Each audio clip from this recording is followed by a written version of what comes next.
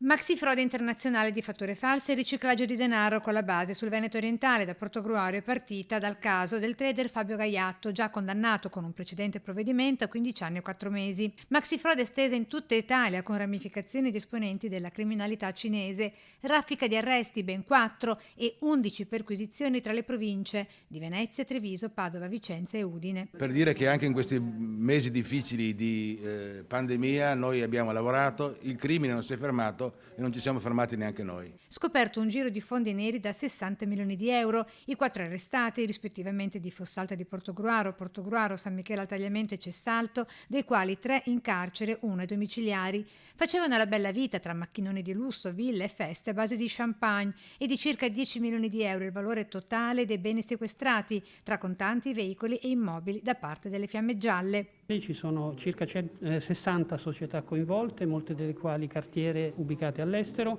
Chi erano queste persone che operavano per conto di Gaiatto?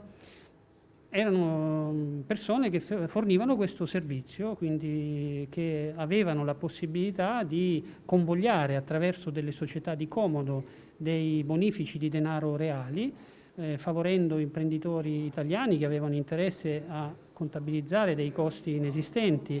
Nell'osco giro dei falsi affari nel settore del commercio di rottami e ferro e di bancali di legno, coinvolti esponenti della criminalità cinese della provincia di Padova, incassavano i contanti depurati della loro provvigione per trasferire poi il denaro in una banca di Shanghai. Il rischio di questa frode sta proprio in questo, nel fatto che il denaro contante veniva praticamente immesso in circolo e il denaro contante funzionale a tante altre attività illecite, ovviamente l'evasione fiscale, ma anche il pagamento di manodopera in nero e altre cose ancora.